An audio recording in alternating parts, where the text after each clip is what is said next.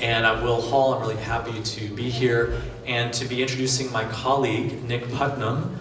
Nick has been very much involved in this work for many years. We met at the International Network for Treatment Alternatives for Recovery back, I think, 11 years ago. Nick has been involved with the Philadelphia Association, and now he's one of the leading forces bringing open dialogue forward. So I want to welcome Nick Putman.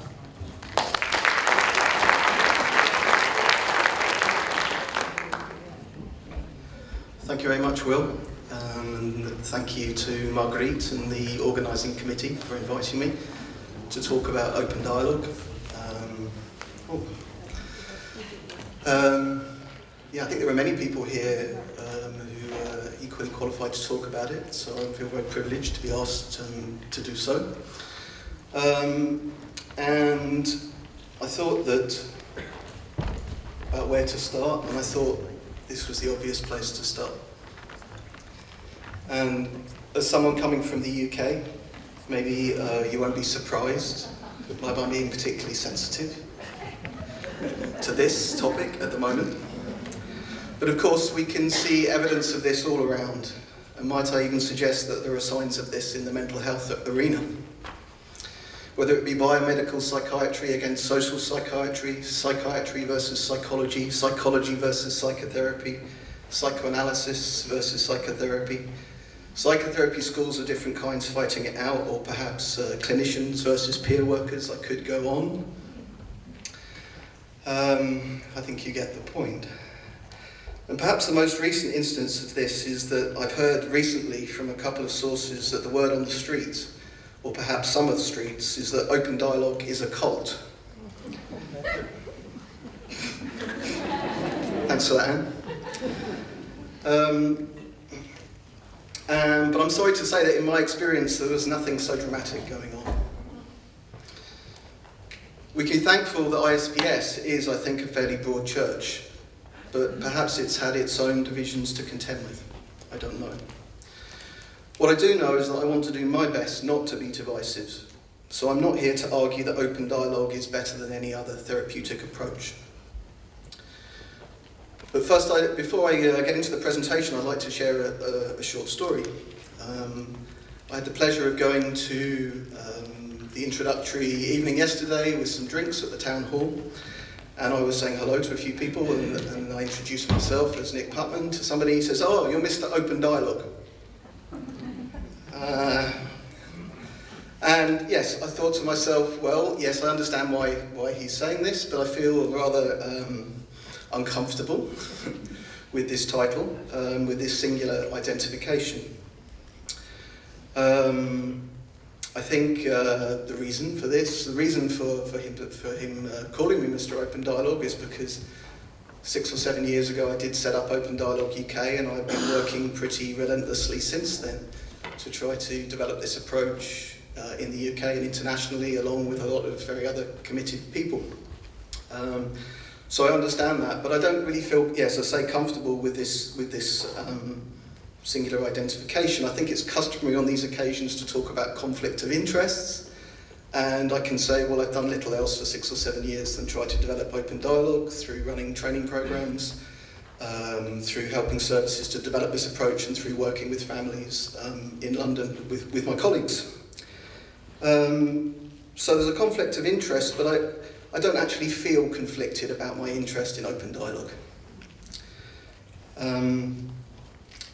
Except to say that it's important for me to remember that I've been interested in many other things in my lifetime, and I'm going to share a few of the approaches that I was interested in before I got into open dialogue.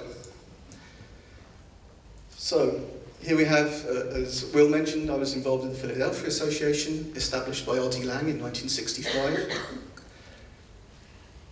It's now a psychotherapy organisation. When he started out, it was to open Kingsley Hall in 1965 in the East End of London, a place where so-called schizophrenics and so-called psychiatrists could live together to see how they got along without roles, without professional boundaries, and it went well in some ways and not so well in other ways. But that was the start of the Philadelphia Association. I'll say a bit more about Lang. The Soteria House, which is the original house being in San Jose in the States in the early 70s. Again, an alternative to hospital, a place where people experiencing psychosis could go instead of hospital. The outcome data were pretty positive. People did at least as well, if not better, with less medications and less complications of medications. But a lot of the, I think a lot of the research was attacked and suppressed because of conflicting interests. The Richmond Fellowships, an organisation in the UK, I think it's international as well, and I worked in one of their therapeutic communities.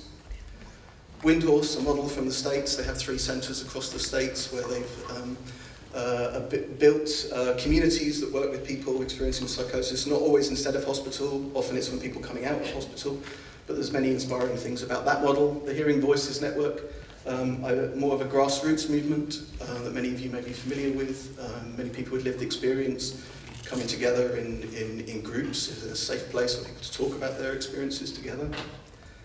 And the Arbors Association, which was set up by Joseph Burke, who's a colleague of Lang's, and I lived in one of their therapeutic communities for a while. So, what do these approaches have in common? Well, I think they have in common these values. The idea of being with people rather than doing to them. Phenomenology, the attempt to try to understand people's experience on its own terms, rather than with theoretical preconceptions. There is meaning in madness, and so if there's meaning, we're not really talking about madness. The notion of community. I think this is particularly pertinent to the theme of this conference, and that the notion of community is central in all these models. A place of safety, agency, and capability. So the other words that whatever people are experiencing and suffering from, they're also capable and they have agency. And the use of ordinary life and language.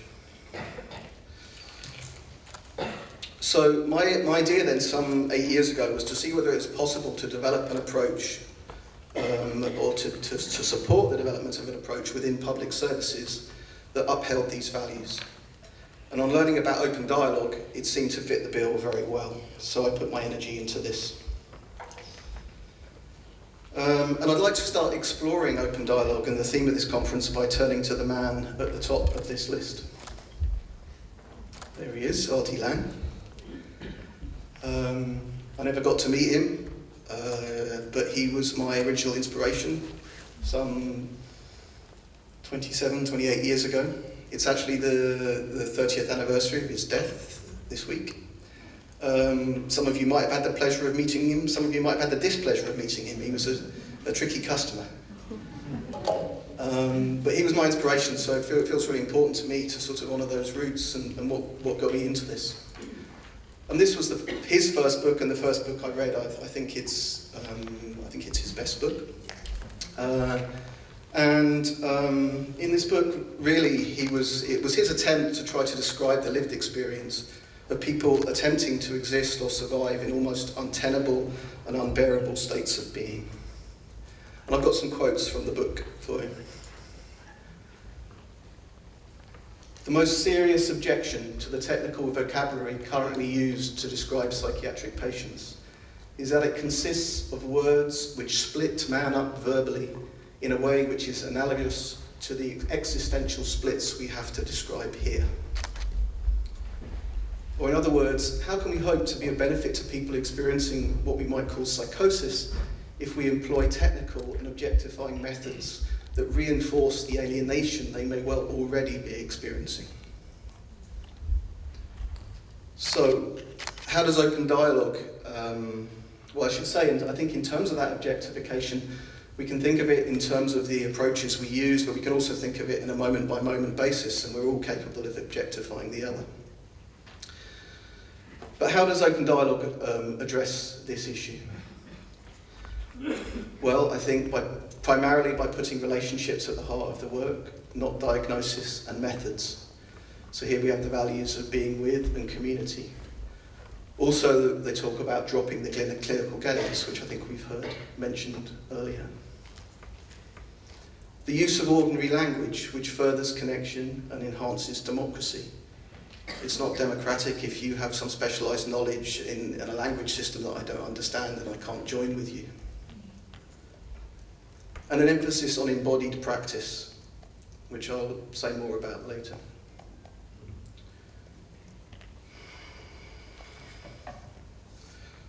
Okay, so another quote. Unless we begin with the concept of man in relation to other men and from the beginning in the world, and unless we realise that man does not exist without his world, nor can his world exist without him, we are condemned to start our study of schizoid and schizophrenic people, it was the 1960s, with a verbal and conceptual splitting that matches the split up of the totality of the schizoid being in the world. So I think this quote's as relevant today as it was then. In other words, we need to develop a systemic, relational and situated understanding of the people that we work with. So again, how does open dialogue address this? Well, through the inclusion of the family in the network, in the work, but also by having a holistic view which can include attention to very practical issues. So it's a therapeutic approach, and there is a form for that, which I would say more about in a moment. But if somebody needs help doing their washing, whatever it might be, a very practical social need, then the same team could be involved in organising this for them, supporting them in whatever way is needed. The third quote, this time it's from the preface to the second edition of The Divided Self. And the quote goes like this: "Today I feel that even focusing upon and attempting to delineate a certain type of schizoid existence, I was already partially falling into the trap I was seeking to avoid. I'm still writing in this book too much about them and too little of us." And I think in many of the presentations today I've heard people reflecting on the question of them and us and how we need to move beyond that. So Lang was talking about that, 45 years ago. I think we can understand this in two ways. That of course we are not different. Any of us have schizoid tendencies or could experience psychosis given certain life conditions. I'm pretty sure the first time I read the book, or maybe it was the second, when I started to see more of myself in the book, and that was part of the reason it captivated me. But also in our workplaces, well-being includes us. I could even say it starts with us. The basic idea that we are more effective in our work if we work on our relations with each other. And I think this idea can be found to varying degrees in some of the approaches I've already mentioned. The one I'll just focus on now is Windhorse. Here's a quote by Chuck Knapp, one of the clinicians at Windhorse in Boulder, I believe. "As Windhorse clinicians, we aspire to include whatever we are doing as part of our recovery path. Instead of I'm well, you're sick, and I'm going to fix you, there is a sense that we're in this together, and we're all working on our humanity." So again, how does open dialogue address this? Well, in the literature, the focus is mostly on the quality of the relationship or the dialogue between the team members co-facilitating meetings. But if some of you might have seen Daniel Mackler's film on open dialogue, it's also clear that the development of the approach over 30 years has had a positive impact on the culture in the workplace, on relations generally. And as we'll see later, this is some of the feedback that we're starting to get as open dialogue is being developed elsewhere. And finally, in the training programs, there is a family of origin process where we look at our own families of origin. We look at ourselves and we try to understand a bit more about ourselves and our roots and ourselves in context. What I do have to remember though, and in particular maybe that point about Daniel Mackler's film, is that my first visit in 2012 to Western Lapland, I was told in no uncertain terms by the chief psychologist that, Nick, it's not heaven here. So, they have their issues that of course they're working on, day by day, year by year. Okay, so I'm going to introduce the open dialogue model very briefly. Some of you here may be I know some of you here are very familiar with it, some of you may be fairly familiar, some of you not heard of it at all. So I'm just going to give you a very, very brief introduction before I say more about sort of what's happening internationally. So first we've got some geography. Maybe I can just leave this slide up for a few seconds because it might be the last time I can use this slide.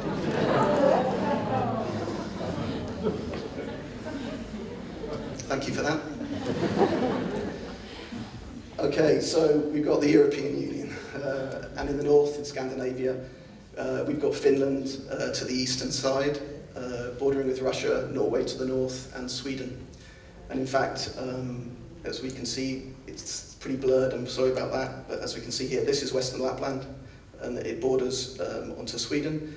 And these are the two towns which you're not going to be able to read. You've got Tornio there and Kemi there. Tornio is right on the border. This is Rovaniemi here, which is where the Arctic Circle runs through Rovaniemi, and that's where Santa Claus lives. So if you haven't had the chance to meet him yet, I thoroughly recommend it. He's got some good merchandise with little plastic sledges you can take away and stuff like that. So, and you can pay €10 to sit on his knee, at least it was €10 in 2012. So that's the geography. Population of around 63,000. When they started doing the research, or I think in the early 80s, the population was around 75,000. So it's a declining population, mostly because the old industries are starting to sort of not prosper, I suppose, as much as they did, and more people are moving down south for work. But not the people who work in the psychiatric service. They seem to want to stay there for some reason. Two towns I've mentioned, almost 70% live in the two towns, and the remainder of the population are quite dispersed over a rural area. They have one hospital which has one ward. At the start of the 80s, I think they had 170 beds, and they also shipped out about 170 people to beds in Rovaniemi, but now they have about 20 beds, and usually they're only half occupied.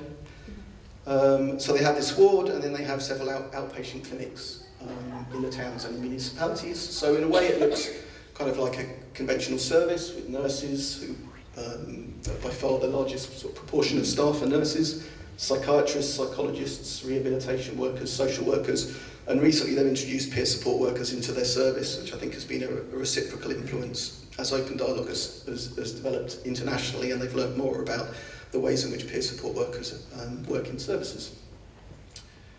They also talk about a high level of collaboration with other public agencies, so things are very well. They don't have sort of specialised services for people with different diagnostic categories, and they use the same basic approach with everyone, which means that it's kind of different with everyone, as will hopefully become clearer.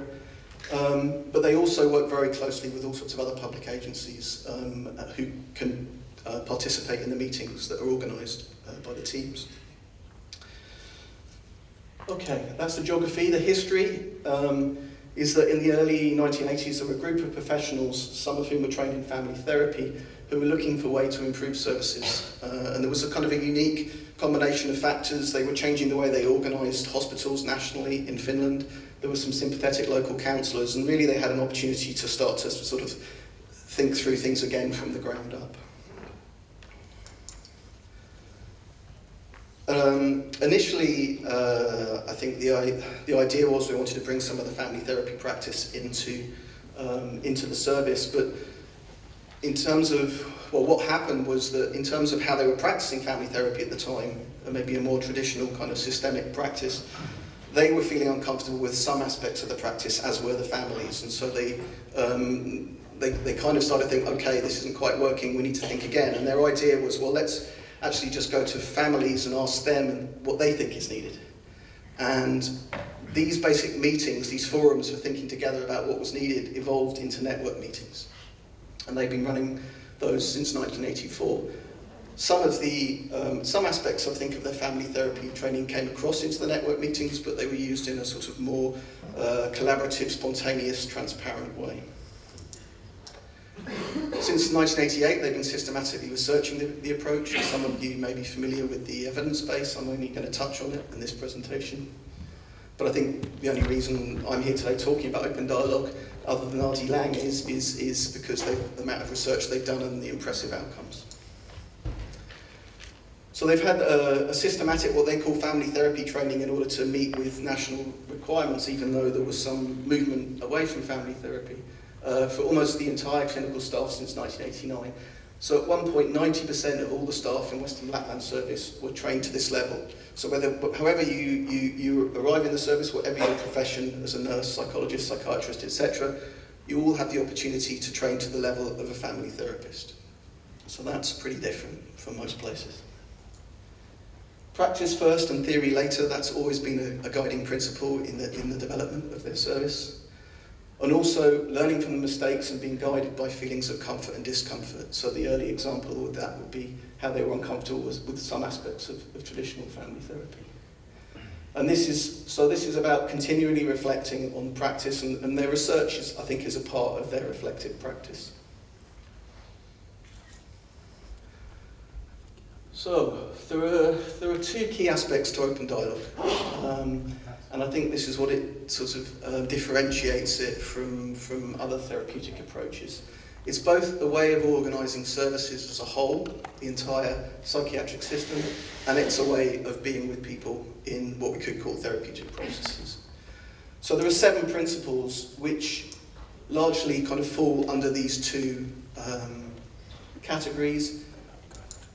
In effect, they all interrelate, so they can't be so neatly delineated, but just for the purposes of introducing it. So we've got immediate help that we should be getting to people within 24 hours when there is a call to the service, and people have very ready access to the service. Anyone can call up, you don't need a referral. Social network perspective is that we're going to include the social network, the family, most commonly the family, but it also can include other members of the social network and other professionals that may be part of the professional network. Flexibility and mobility, that we can, one of the roots of open dialogue is what's called the need-adapted approach, which came from Turku in the southwest of Finland. The idea there that we want to fit the service to the person rather than the servant, we want to fit the service to the person rather than the person to the service. So that's where you get sort of, in each instance, it may be it's a unique situation, and what's needed here of the various ways we have of responding, what's going to be most helpful here. And if we don't have that way, maybe we can create it. Mobility is that most often they go to meet people in the family homes. If families prefer to meet in outpatient clinics, then that's where it will happen. And sometimes people do need to be, I guess the whole idea is to try to keep people out of hospital as much as possible and in the community, but sometimes people do need to go to hospital, and they would still arrange the meeting on the ward as soon as possible once somebody had been admitted. Responsibility, I think it means different things, but primarily it means that if you pick up the phone in the service in Western Lapland, you're responsible for making sure that meeting happens in 24 hours, that there's a team, that you don't pass it on to someone else to do, you follow through and make sure it happens. Psychological continuity is a crucial one, and this comes back to what I said earlier about the centrality of relationships, that it's the same team that will work with the family throughout the process. And even if the work comes to an end and there's another crisis a few years down the line, if the same 2 team members are working in the service, it will be them who work with the family again. And most often it's 2 team members, but sometimes it's 3. And similarly, the network are invited to participate throughout the process. And we come on to the 2 aspects that are more related to the way we practice. And this one, I understand this as more of a sort of a philosophical position, tolerating uncertainty, the idea that every crisis is unique, so we need to be in a not knowing position, and we need to be really present and listen, and to find out what is happening here.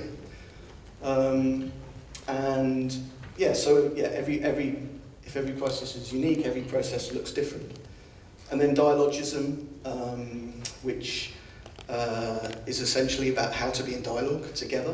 It has been formalised into these 12 key elements, which I'm not going to go through because of the lack of time, but maybe you'd like to briefly look at them.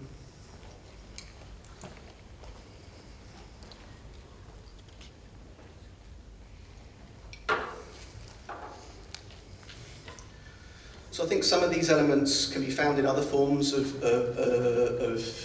various therapeutic approaches, including counselling, psychotherapy, family therapy. Some of them are more related specifically to dialogical practice, and again, of course, there's other more dialogical forms of family therapy now, and it shares a lot in common with those as well. Perhaps if I just picked out one of the it would be being transparent. So that's the idea that or the practice that we don't say anything about the family or the network without them being present. So we're not going away to have conversations in multidisciplinary meetings elsewhere, etc.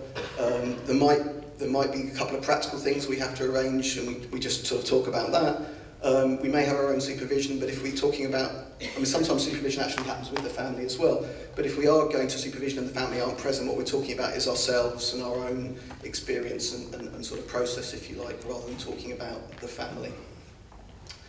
So I think if we just took that one idea into most of our services, we could change a lot just with that one idea. Okay, in terms of a network meeting, this is the sort of basic form, I would say. I've said every crisis is unique, every process is unique, and that's true. We don't know what's going to actually come into this structure, but it's helpful to have a basic structure in order to which to practice. The points in blue there are just probably for the first meeting, and the rest are for sort of every meeting. So you've got the welcome at the door. The Finnish people, they like to sort of shake hands at the door. If you're visiting someone in the family home, you'll take your shoes off. So you go through all of that. Then where should we sit? A round of introductions. Talk about the time frame, how long have we got for the meeting, which tends to be flexible, but still it's good to have an idea. And then if it's the first meeting, should we introduce reflecting and what that involves?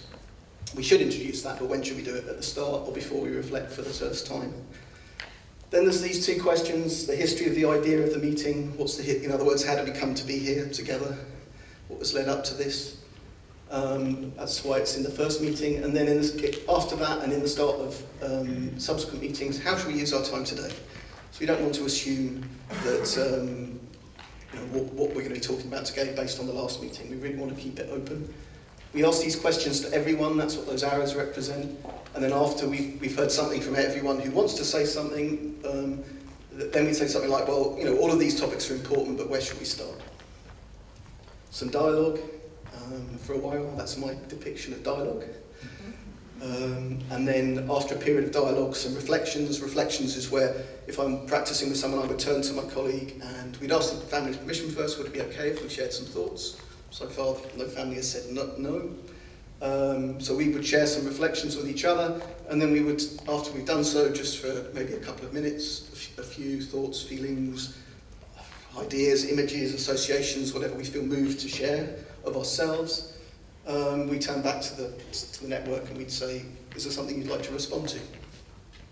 And that cycle can happen maybe 2 or 3 times in a meeting, depends on how long we have. And then before the end, we would say, is there anything else for today? Have any decisions been made?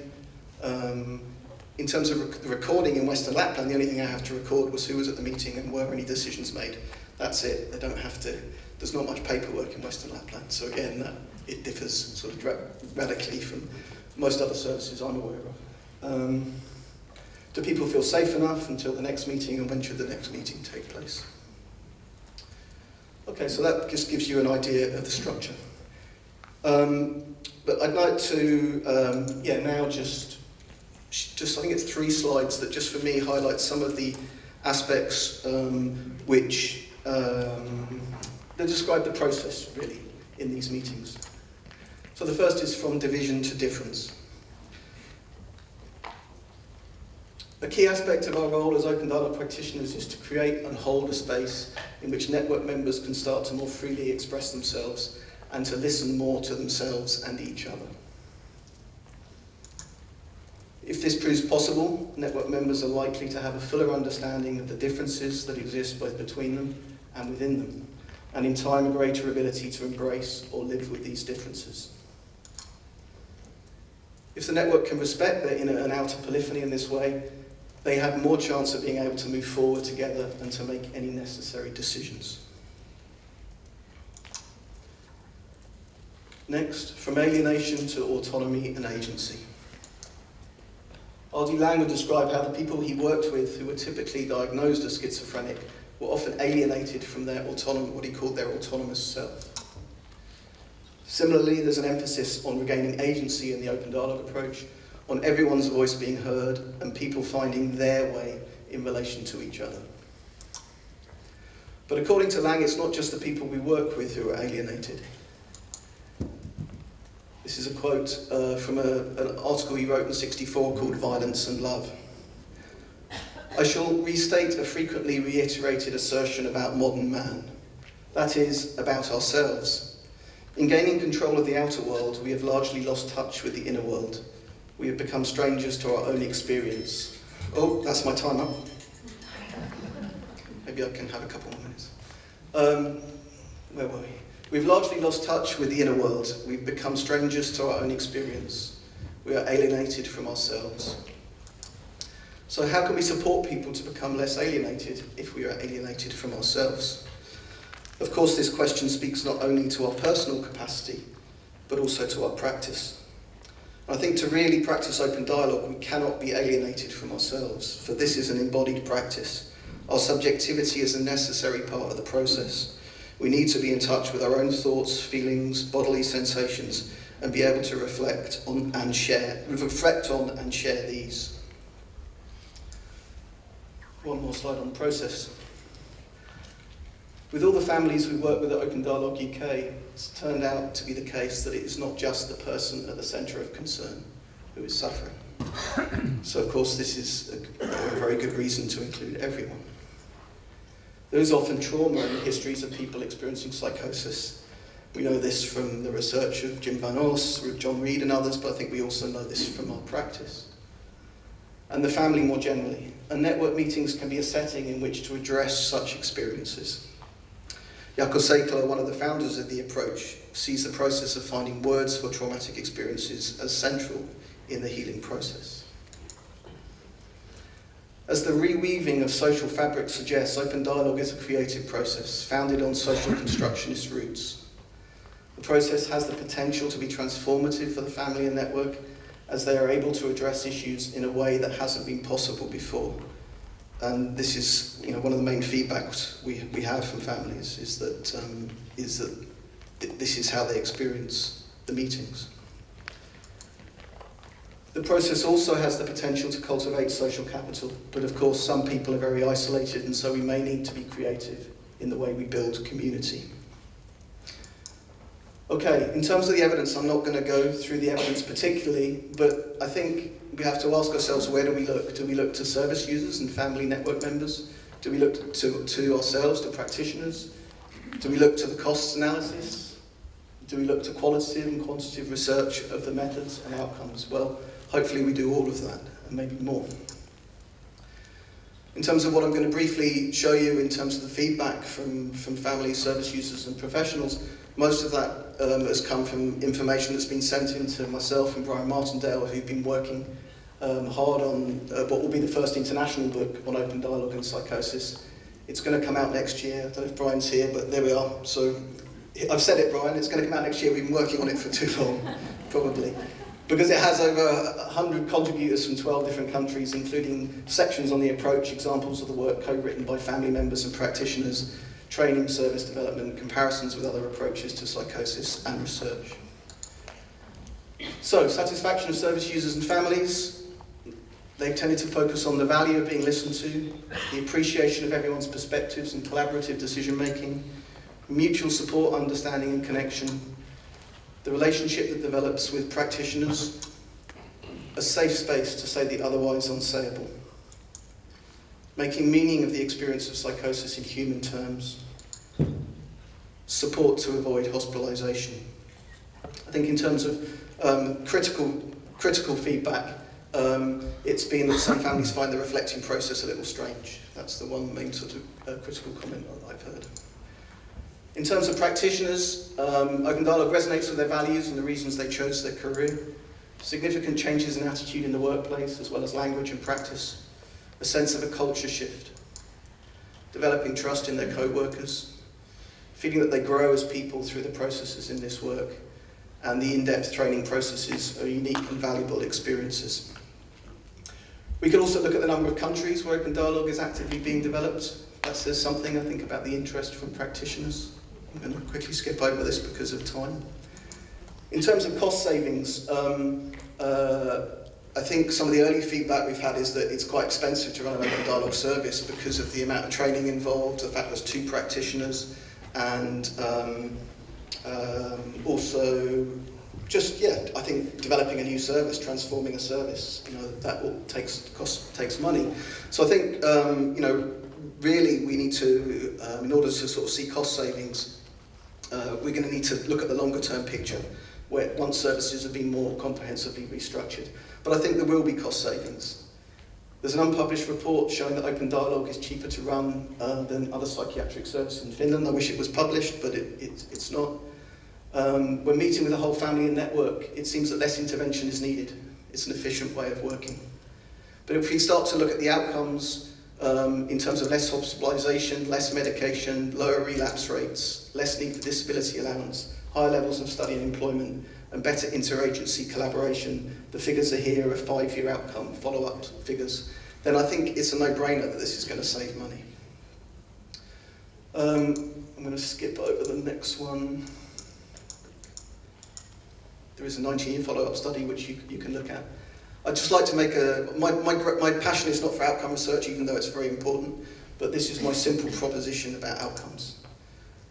Where the service user, their family network and professionals are committed to this way of working and have the opportunity to engage in the work for as long as needed, the outcomes are likely to be positive. Now, in terms of commitment, I think this is not an easy way of working. It can be demanding on many levels. I think my experience tells me that most people, when they have the opportunity to practice in this way, like to practice in that way, but it's certainly not going to be the case for everyone. And of course for the families as well, this is not an easy way of working. In terms of the opportunity, it's more about finance. Ongoing research, there's a 5-year trial being undertaken in the UK called ADESI, which is involving a number of trusts and RCT, along with qualitative evaluation of the experience of staff and families. And it's a peer-supported open dialogue, so they've included peer support workers in the work. So 2022 will have, hopefully, the outcomes from that. There's ongoing research of a national project in Italy, including teams in 8 districts across the country, and ongoing research in a number of other countries. Hope and Dialogue is a new project which is looking to build on ADESI and research sort of extend to several international sites, and that's just sort of starting now. The first meeting was in Rome in July. Okay, in terms of research and service development issues, there's an understandable reluctance to invest significantly in the development of open dialogue services until there's more evidence of the effectiveness of the approach.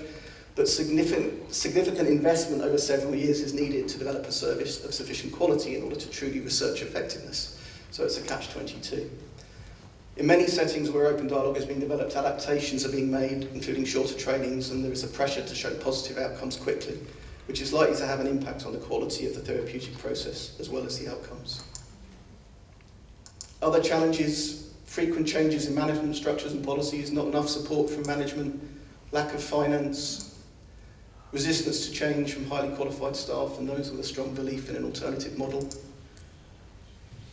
I think I've covered that one. I think what proportion of staff have the capacity? I think most, but not all. The struggle with continuity, this is a big one. Staff turnover, shift work, the absence of teams dedicated full-time to open dialogue it's a struggle to sort of offer the work more comprehensively. And outcomes may be poorer where there's aggressive behaviour at the onset of a crisis. I'm going to skip over training, I think. There are training programs happening, but I'm going to skip over them. Just going to skip over that. Okay, open dialogue raises a number of key questions. What do we want the foundation of our mental health services to be? Biomedical, psychosocial, philosophical? What do we think our initial response to someone experiencing psychosis should be? Should it be medication, or should it be meetings where we can talk about, what's been happening, including the possibility of using medication?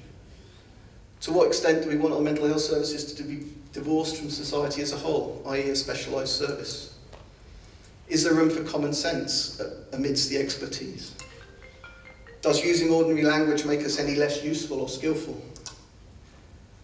Do we need to look for patterns in human behaviour in order to know how to proceed? And can those governing our services acknowledge that there is a good deal of uncertainty in the work and support us to be in this uncertainty? Well, I was in the workshop that just happened before this on coming off medication, and there I learned that tolerating uncertainty is the next revolution in medicine. So we have hope. And can we ourselves trust in uncertain processes? What would it take for anyone here to work in an open dialogue service if you're interested in this? Well, because it's a way of organising services as a whole, I think it's possible to practice even if you haven't been trained in open dialogue, because we need many different approaches under this umbrella that is open dialogue. But of course, if you want to practice in network meetings, then there's training involved in that as well. We live in divided and divisive times, but we can look for and create opportunities for dialogue.